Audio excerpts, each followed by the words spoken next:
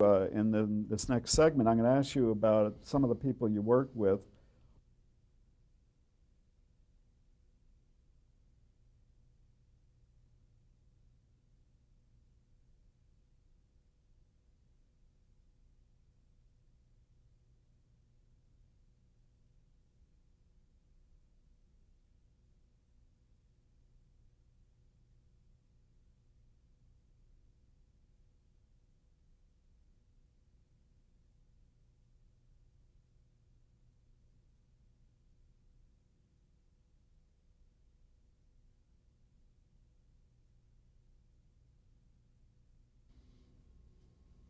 You earlier mentioned a CBS executive who left just about the time you came in as a programming executive at the network.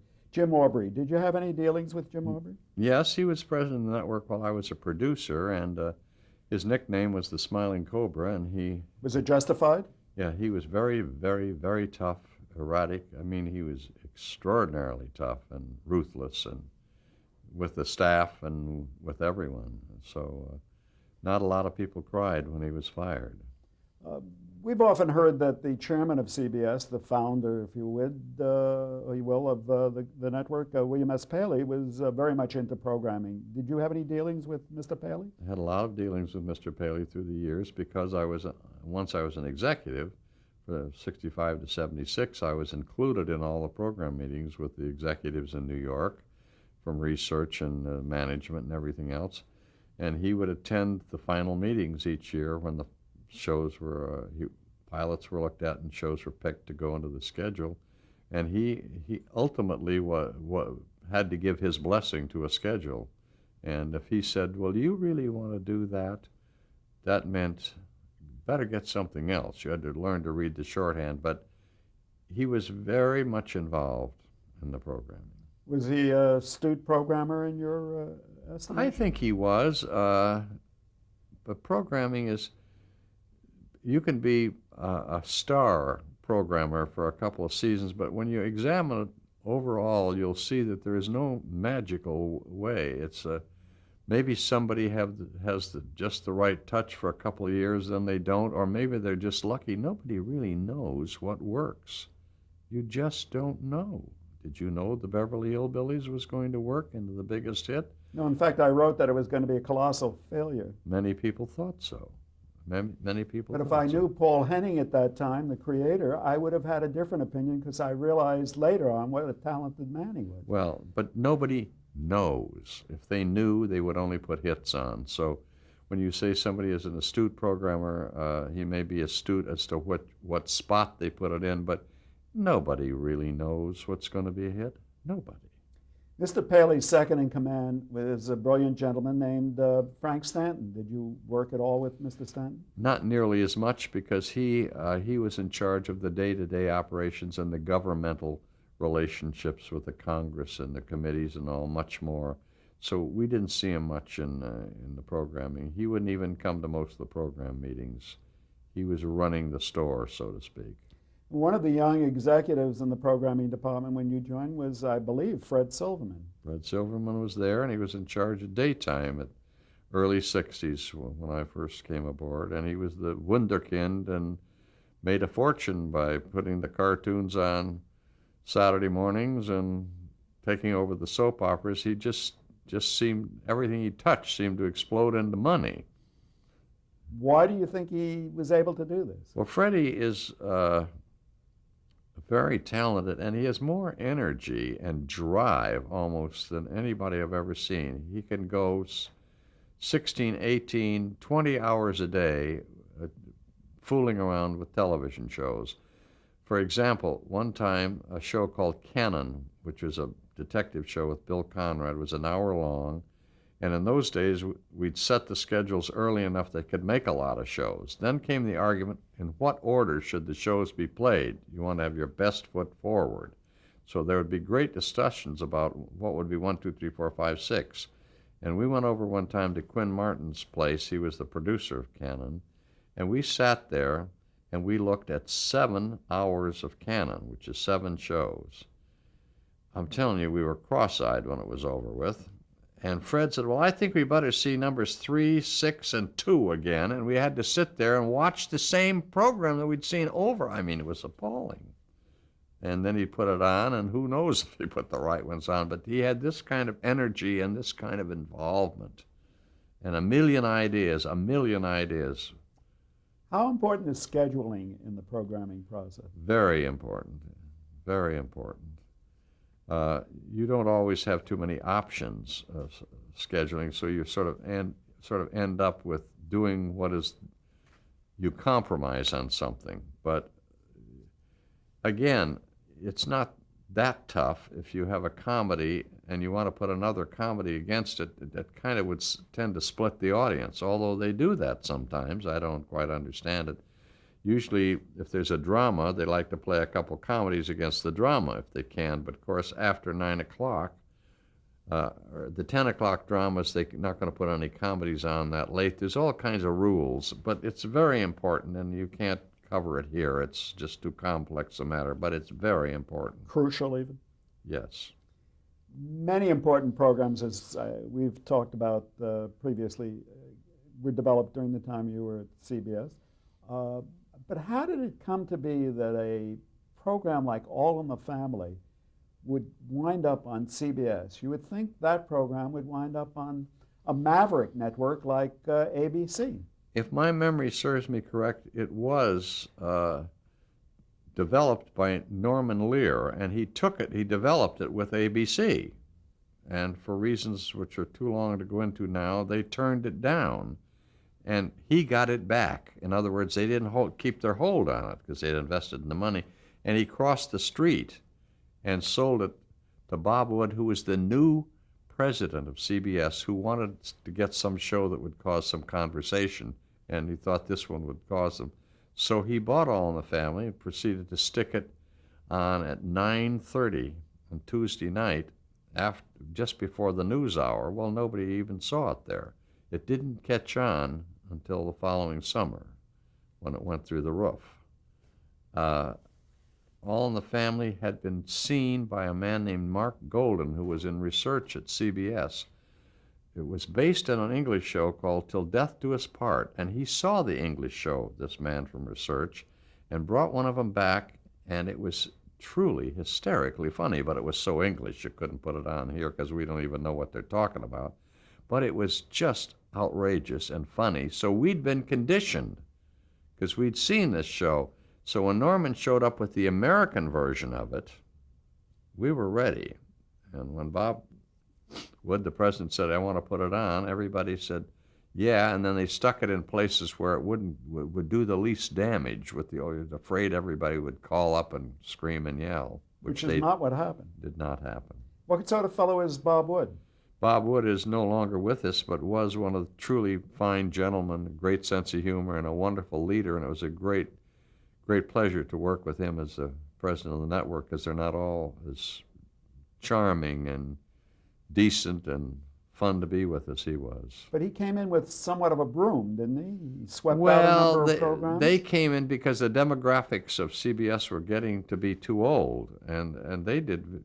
I mean, today you think of Mike Dan went crazy when he heard that management wanted to dump Red Skelton and Green Acres and I don't know, 2 or 3 other shows like that had older appeal. And rural appeal. And Mike fought tooth and nail, and Paley overruled him, and they canceled them, which is very brave because they were all hits. They all were doing good numbers. Yes, good numbers. Hee-Haw was one of those shows. Well, they didn't like that from the day one. But they dumped all those shows, and I guess just got real lucky about what went in because nobody knows. That was then, they were replaced by, I can't remember the years and everything, but shows much more modern, like Mary Tyler Moore and shows like that. Did Mike Dan lose his job in that transitional period? I've never known whether he was pushed out the door or whether he saw the handwriting on the wall and said they'd want to cancel shows like this, and I don't think they should, and I think I had enough, and then he quit. I don't know. But that was what triggered his leaving. Whether he was given a little push, I don't know. And he was succeeded by Fred Silverman. Exactly. So your mentor had left. My mentor had left. Did that leave you high and dry? Well, I now had a boss who was as different from Mike Dan as night and day. As He was I'm also younger than you. very much younger than I am, at least 20, 25 years, and had a whole other way of working and got into everything in your business. There wasn't a thing he didn't get into. Scripts, orchestration, costumes, makeup, anything. Fred would get into it, which is the opposite of Mike. Tough to deal with, because suddenly you've got a guy he took over about half of my job, I could put it to you that way. But you were still able to get along with him. Well, we finally found a way to work, and we did okay, and we had some great successes, because it was a team, but a different kind of a team. Obviously, from historical purposes, a point of view, All in the Family, a very significant program. It was a landmark program. Other than All in the Family, what other programs during that time do you think will have a significant impact on the future? Well, I thought that the Smothers Brothers was another landmark program because of what the material that they did, which was so sharp and pointed and contemporary. There were no sacred cows with No. the Smothers Brothers. And MASH, I think, was a show also that showed you could take a serious subject like death and war, and because of the insanity of it all, find humor in it, which the movie did originally, and it kind of combined elements that had never been combined before, that allowed shows like All in the Family and other shows to do very serious subjects once they became accepted by the audience. Yet the show that probably is remembered with the most affection was Mary Tyler Moore's show. Well, you do, don't you? Because it was just such a perfect show. She was the perfect star, and her character of Mary Richards was so appealing because women at that time had just sort of started to start out on their own. You got to remember, we're talking about the early 70s. We're talking about some years ago, and she was modern because she was off on her own, and it was contemporary, and they could appreciate her battle to make it. You said, like it says in the theme song, she's gonna make it. She throws her hat up in the air, and so they had an underlying foundation to that show, which wasn't just a lot of jokes like you see today. I mean, and great characters. I mean, Ed Asner.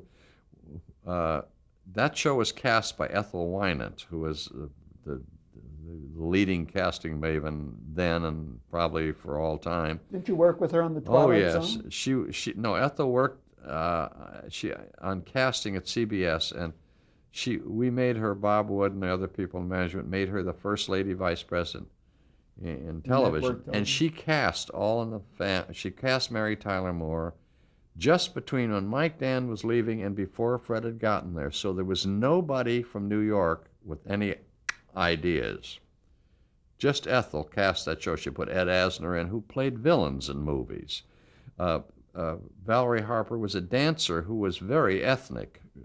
It's a different word for Jewish. But, I mean, Cloris Leachman was a dramatic actress. Murray, what's his name, who played Murray in the show, was on Love Boat. Nope, who ever heard of him? Ted Knight, whoever. She cast the show so brilliantly, and the scripts they wrote they usually had a point to them, and the characters were so well developed that you see one now, I think it's better than 2/3 of the stuff that's on the air as we speak. And that show came out of an independent production house headed by a very special gentleman who you had the pleasure of working with in the future. Many times, Grant Tinker. Tell us about Grant Tinker. Had you worked with him previously? Oh, yes. The first time I worked with Grant Tinker, as I recall it, he was the agency man. He was with an agency. Benton and Bowles. I believe. Well, it was Benton and I Bowles. guess he must have been the Andy Williams show, because I recall him in the late 50s being assigned to a show, and we got to be real friendly, but he was the agency man, always charming, very erudite, very elegant, very tasty kind of a guy, and worked with him there. And then a few years later, when I was the CBS vice president, he was the NBC vice president. So we would end up at different functions together, and we were kind of competing with one another. And then later, when I stayed in the job, and he formed this production company and made the show with Mary. Then we worked with him, and he had the Newhart show and Phyllis and Rhoda and all those shows. So we had a lot of association. And the production company was sort of in his own image, wasn't it? Well, it was. It was a wonderful production company because he organized it beautifully. He was the front. It was a tripod. He was the front man, handled the networks and overall supervision, and Arthur Price, his associate, handled all the business things. I mean, not that they didn't talk to each other, but Artie did the business. Grant was the front man, and then he'd always have a guy on the show like Jim Brooks, who is now a famous movie producer, who did Mary's show. So it was three people who all eminently qualified to do their jobs, and that's why he was such a success. Why did you eventually leave CBS? Well, Freddie left, and I'd been there 11 years, and I just got tired of it. Fred Silverman left to go to ABC. Yes, and I just got tired of it. You know, you do something that long, it's a lot of pressure and a lot of problem. It's a problem job, a lot of pressure, and I really wanted to get back to my roots, so to speak. I think that was a longevity record for that job. It really was. 11 years was long enough, so I said, cut. And I just left one morning and went back to producing things. You joined a company called Filmways. Yeah, Filmways was owned By Marty Ransohoff. Originally by Marty Ransohoff, but then he sold it to a man named Dick Block. But it was a production company. An independent production company. And they hired me to develop shows and produce shows for them. I made 4 or 5 pilots when I was there. None of them sold and got on the air, except one, which was, I've often wondered what would have happened to my career if certain things hadn't happened. The show that we made was the first, I believe, we didn't do this intentionally, but I believe it was the first hour-long, what do you want to call them, continuity-based show like Dallas or those shows. Nighttime serial? Nighttime serial, thank you. We didn't plan it that way, but that's the way it turned out. We made a movie, and we had all these characters in it. The movie was very successful. They bought it, and we wrote a thing called a Bible that projects the storyline that runs from week to week, like Dallas and all those shows did. And it was took place in Hawaii on a big ranch, a gorgeous setting, and interesting stories because it was over there, and interesting characters. And my pal Irwin Siegelstein, later the vice chairman of NBC, then the head of programs, decided that the research people were right. You couldn't have a show like that. They said it wouldn't work. You had to have self-contained episodes. You couldn't go from one week to the next in a drama. And so he told us to do that, and then, of course, there was nothing much to do when you wrote a story about life on a ranch in a complete episode with a beginning, middle, and end. I mean, it was... What was the title of that? Big Hawaii. And the star? Star was Cliff Potts, but we could have had Christopher Reeve. We interview all the stars, and we couldn't decide between Christopher Reeve and Cliff Potts. So Cliff wouldn't sign a deal, so we paid Reeve to sit in the room and be good over the weekend while they continued to negotiate with Cliff Potts, and he gave in at the last minute, so Reeve went back to New York, and that was the end of that. Although I don't think, even with how wonderful Christopher Reeve is, I don't think it would have helped because the form was no good. You just can't write an hour contemporary drama about a ranch. If you have these characters scheming and plotting against each other over the weeks, then it could work.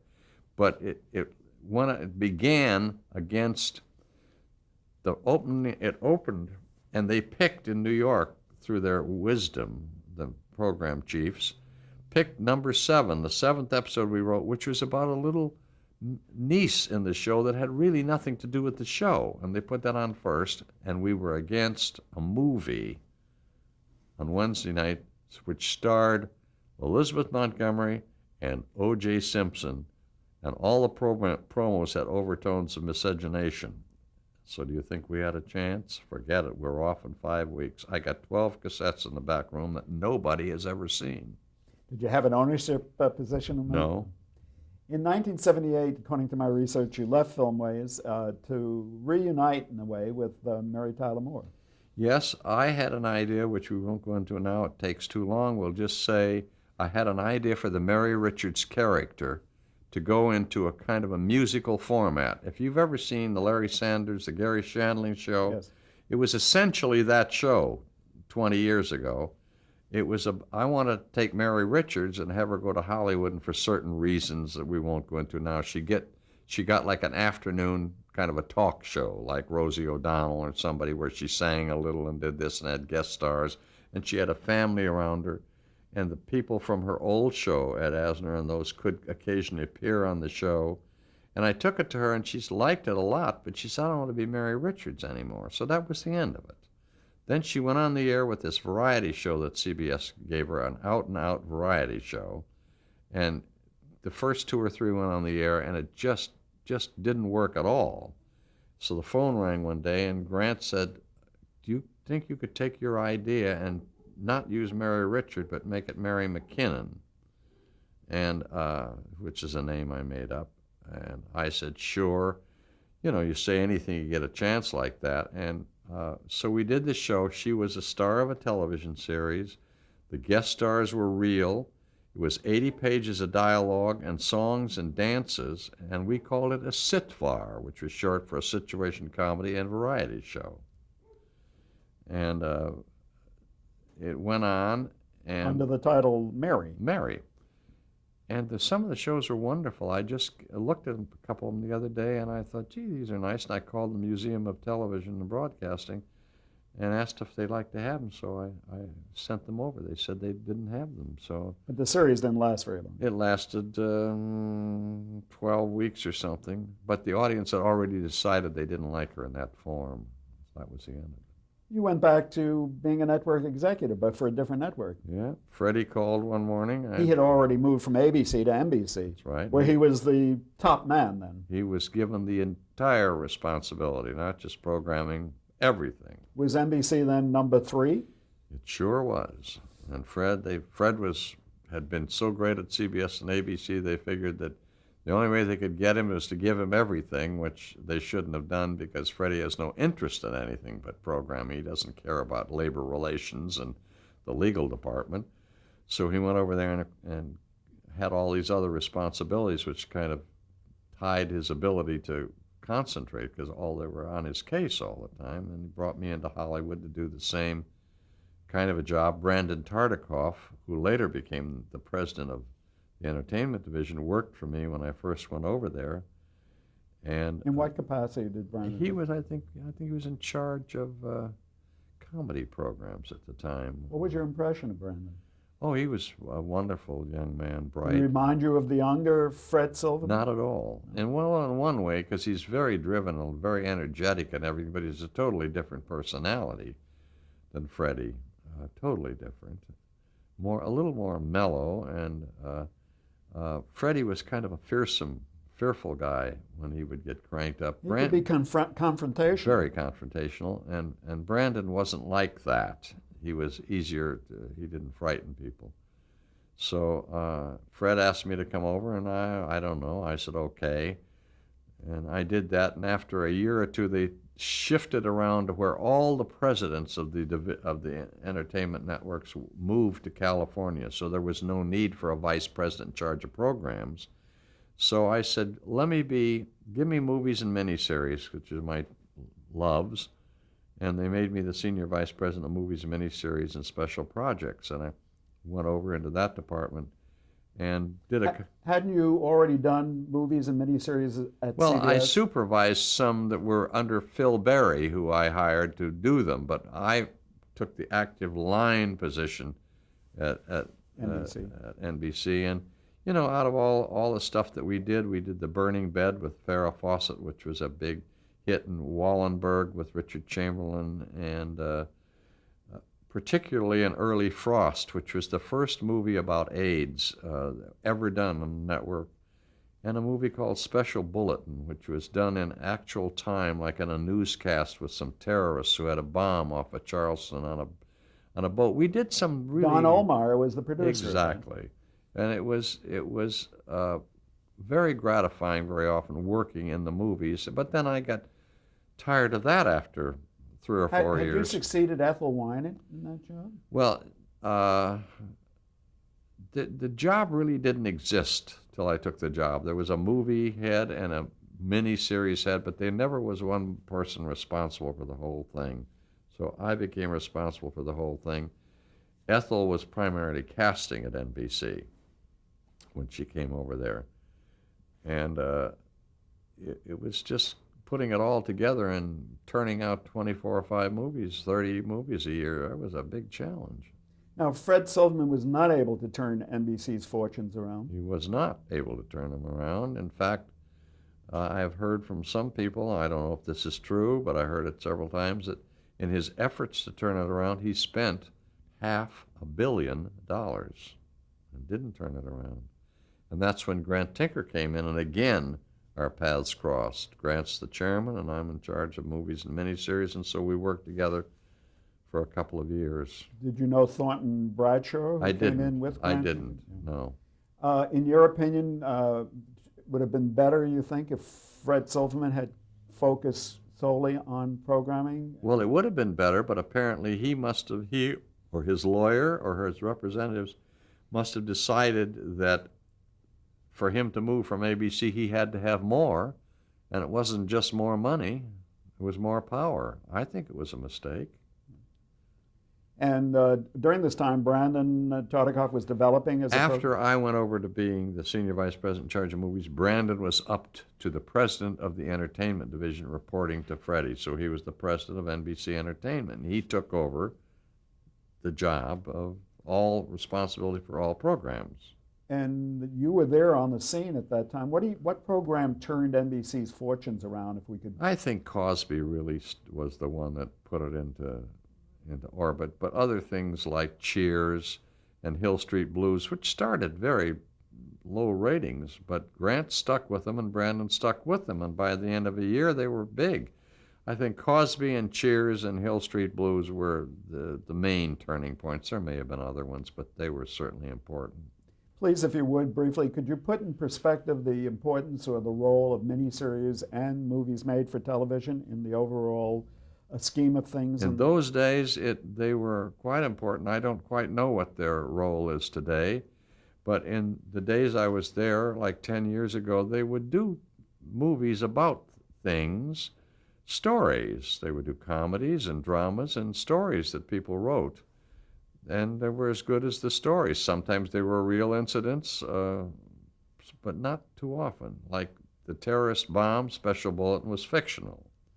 An Early Frost about AIDS was fictional, but it was about something. Are you suggesting that it was more about ideas than action-driven? Well, I'm saying that today it seems like so many of the movies you see, if you see this based on a true story, based on an idea by, and it's like, Amy, what was her name? Buttafuoco and Fisher and Joey Buttafuoco. I just saw that. I happened to be stumbling through the satellite the other night. There was one of the 3 movies they made at that time, which has now turned out that most of the movies you seem to see seem to be about something. Most all aimed at women. So it's kind of a specialized job of finding some. She had 4 husbands and didn't know it, and they lived in different towns, but it was really true. It's the quality seems to have suffered a lot. They don't tell good stories anymore. They're so hooked on being based on something. Now, when you were in NBC, cable began to rear its head.